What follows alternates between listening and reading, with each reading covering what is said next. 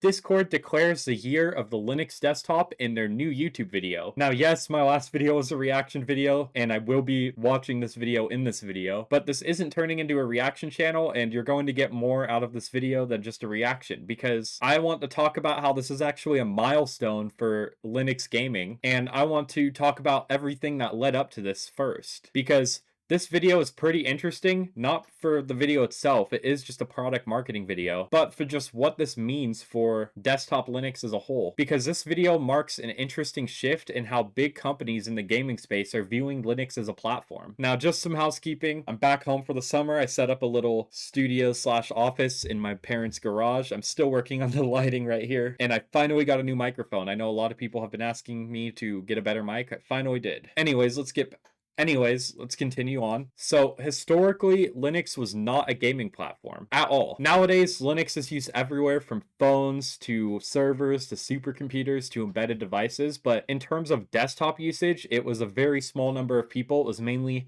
sysadmins, developers, privacy heads, and just hobbyists who like playing around with their desktop. But gaming on Linux for the longest time was not a viable platform at all. But things would eventually change. Microsoft would release Windows 8, which people hated because they replaced the traditional desktop start menu with a tablet-style interface. And you know who else hated it? Legendary founder and CEO of Valve, Gabe Newell. He called Windows 8 a catastrophe. Now, the main reason that he hated Windows 8 so much wasn't just the tablet-style interface, although he didn't like that either. He called touch a short-term thing. But his biggest concern with Windows 8 started with Windows 8 RT, which is the tablet ARM version of Windows. But importantly, RT tablets were only able to run software bought from the Windows Store, just like the App Store on an iPad. And so Gabe Newell got super concerned that Windows was going to turn into a super lockdown platform the same way like iPhone is. As he said right here, Valve was a free rider and they've been able to benefit from everything that went into PCs and the internet, and they need to continue to figure out how there will be open platforms. And his strategy for this was bringing Steam to Linux. So later that year in 2012,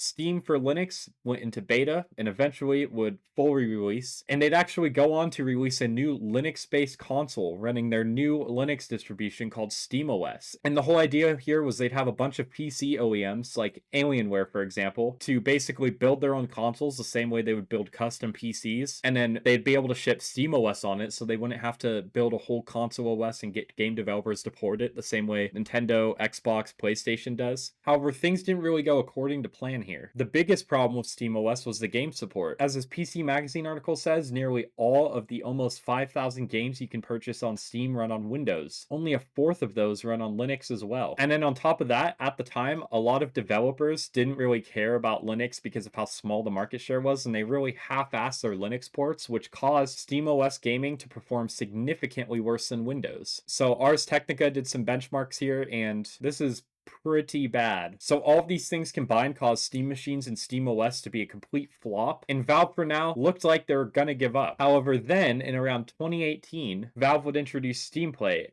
aka Proton. Now, Proton was a compatibility layer that would let you run tons and tons and tons of Windows games. Nowadays, with some tweaks, it can run probably 90% of Windows games that do not include kernel-level anti-cheat, which is still a huge problem. But I remember my mind being completely blown booting up Geometry Dash for the first time, which was a Windows-only game, now running on Linux back in 2018. Like, I was seriously mind blown. And then Valve would go on to bring back SteamOS with SteamOS 3, and they did this with the Steam Deck, which was a handheld gaming PC with a console experience. So SteamOS truly felt like you were running on a console, and with the Steam Deck, it made SteamOS a legitimate option for gaming, thanks to finally being able to play most Steam games thanks to Proton. Valve nowadays is even attempting to do the Steam machine again, and we'll see how that goes. I'm hoping it goes well for Valve, because that would be substantial for gaming on Linux. Now, at the same time that Valve is doing things like the Steam Deck and the Steam machine and really trying to push gaming on Linux as a real platform, the entire tech community seems to be against Windows 11. People hate Windows 11, even the people who are running it. So this ZDNet article does a pretty good job explaining the modern problems of Windows. So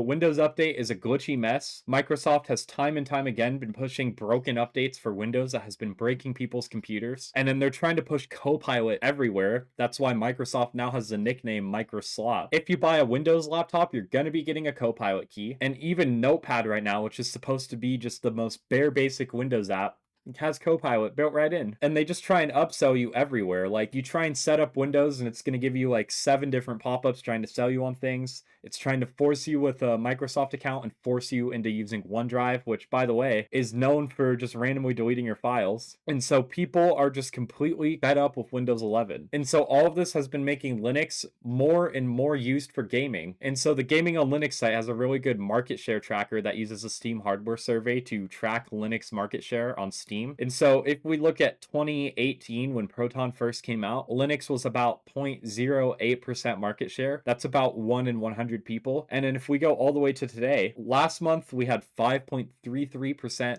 Linux market share on Steam. And this month we are at 4.52. Market share went down. This is probably a data error. So I'm guessing the current market share of Linux users on Steam is probably around the 5% range. Probably not 5.33, probably higher than 4.5. But 5% market share, that's 1 in 20 gamers on Steam now using Linux. So what does this have to do with Discord? Well, a lot of gaming focused companies, including Discord, go to Discord's website right here. Group chat, that's all fun and games. Discord is great for playing games and chilling with friends. Discord's target demographic is gamers. And so we're seeing a rise in a bunch of different gaming companies. For example, Opera GX. This is a gaming focused web browser. And they recently just made a port to Linux. Now, I did make a video on it and I did not like Opera GX. I did not think it was a good browser. However, this is still important because Opera GX, a gaming company, they think that now Linux market share is important enough that they're going to spend money, resources, and dev time on supporting Linux as a platform now. Now, Discord, yes, Discord has worked on Linux for the longest time, but it was notoriously very bad. There's a whole letter right here to Discord for not supporting the Linux desktop. Now, this is written by Evil Skeleton, who is most known for working on Bottles, which is a very popular tool for running Windows applications and Windows games, as well as Upscaler. And for the longest time, Discord just did not care about Linux. The biggest problem was the fact that if you're on Wayland, you just couldn't screen share at all. And even on X11, you couldn't screen share audio. So screen sharing on Linux on Discord just sucked. And there were a few other problems too, like XDG portals, for example. If you're using Flatpak, you just couldn't send files that weren't like in your desktop directory because it didn't use Flatpak portals for file pickers, which messed up if you were using sandboxing, which if you're using Flatpaks, you were. A few other problems, but Discord on Linux just notoriously sucked. But now that Linux gaming is actually becoming somewhat popular, we have 1 in 20 gamers on Linux now who are on Steam. Discord is finally starting to focus on good Linux support, which finally brings us to the year of the Linux desktop video that Discord posted. So let's get the headphones. We're gonna just watch this video real quick. Here at the Discord office, we have a collection of old Wumpuses that we've made over the years. This is the Wumpzilla. I do not care about Wumpuses. It's a big chunker. I really like this one. But here we have a box, which I do not know the contents. Okay. I'm going to open this box on camera. We'll figure out what's inside of it. So yeah, let's just like figure out what's in this box.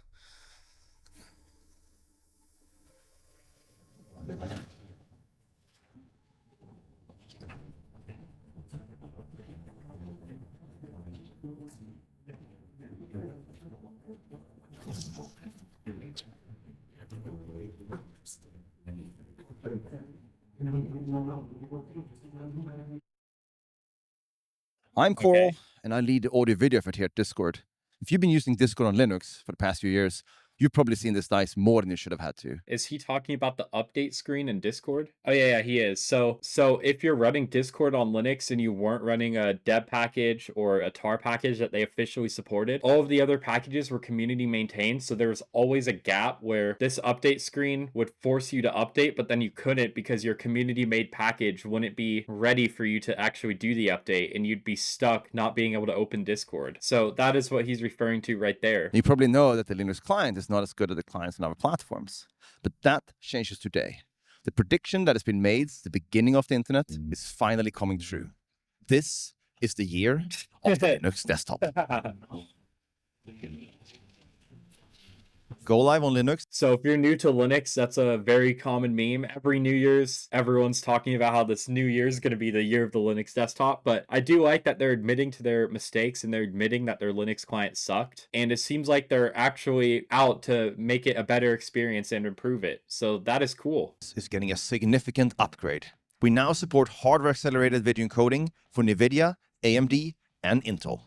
Because for the This is going to make screen sharing a lot faster. Last decade, GPUs have shipped with a separate part that is dedicated only to do video encoding. So even if you're maxing out the card while you're gaming, the video compression part of your GPU just sits there doing nothing. So by using this part of the GPU, we can give you better quality and better game performance. So regardless if you have one of these NVIDIA 5090s or an Intel Arc card, Discord can now use the hardware to provide higher quality video without impacting system performance. That is if you can find one of these NVIDIA cards. They're pretty hard to get. I'm trying to get my hands on this for the past few months online, but they're very expensive. And the person who borrowed it to me is sitting behind the camera here, watching me sweatingly, but you know how it is. On top of this, we also improved how we screen capture the game on Linux.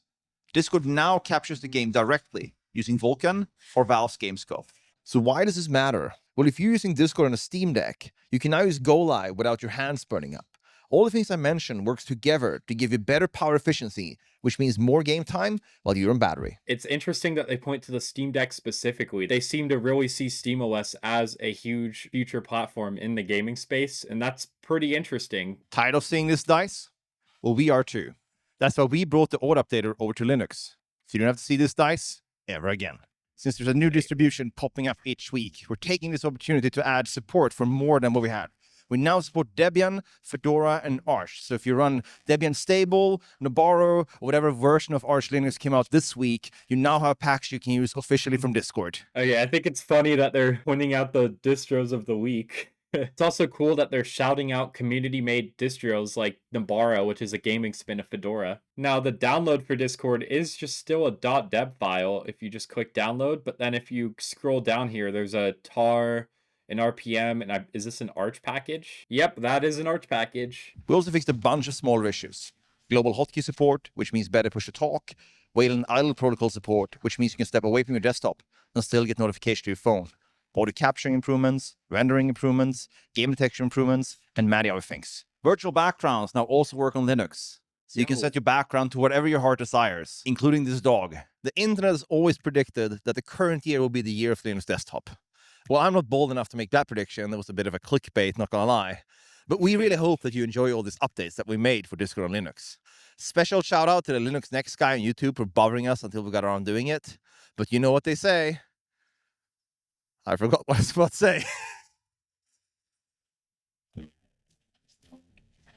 Okay, this is a very cool video. Aside from the contents of that video, I think it's very exciting and interesting that Discord is finally taking Linux as a platform seriously. And this is very, very cool. Regardless of if you like Discord or not, I know they're under a lot of controversy because of the age verification stuff, and there's new alternatives popping up like Fluxer, which I made a video on. This is very good news to me because this is just finally showing that gaming companies like Discord, like Opera GX, companies in this ecosystem are finally starting to see Linux as an important platform and are working on making the Linux experience better. Discord on Wayland for the longest time was a joke, and it's very exciting that they're finally prioritizing Wayland support, for example. I know for a lot of people, Wayland worked great for basically everything except for Discord. So this is just very exciting to see, and I also just think that the industry shift in the gaming space is just very, very interesting. With all that being said, thank you for watching this video. Please shoot me a sub right here. You can check out my video about Fluxer, which is a Discord alternative right here, and